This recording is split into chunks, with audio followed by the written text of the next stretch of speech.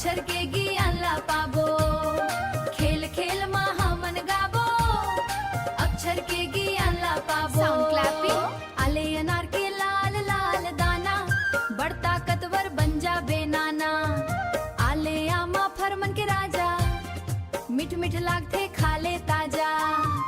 अरे वाह, आले आ फरमन के राजा, मिठ मिठ लागथे खा ले ताजा। आइले इमली खट्टी मीठी, खा के बाजाय मुहले सीटी। आइले ईख खेत मा लहरावे, गुड़ियो शक्कर खरले बन जावे। हाँ, आइले ईख खेत मा लहरावे, गुड़ियो शक्कर खरले बन जावे। औले उल्लू रतिहा जागे, दिन होवे ता डर के भागे। औले ऊन भेड़ ले आथे, मम्मी हाय खर स्वेटर बुनथे। औले ऊन भेड़ ले आथे, मम्मी हाय खर स्वेटर बुनथे। एले एड़ी कदम बढ़ावो, आघू डहर तुम रेंगत जाओ। आइले ऐनक दादा लगावे, साफ साफ पोला सब दिख जावे।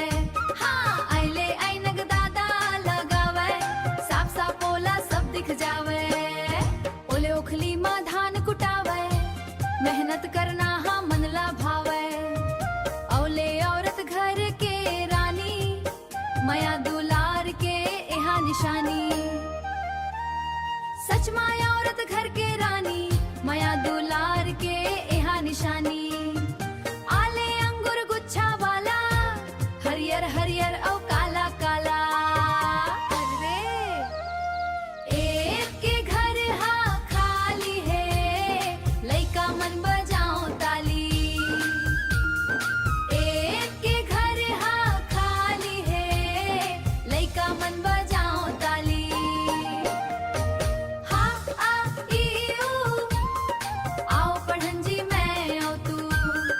खेल खेल मा हमन गाबो, अक्षर के ज्ञानला पाबो। बहुत मजा आए। इन्फिनिटी टून को सब्सक्राइब करें और वीडियो को लाइक करें।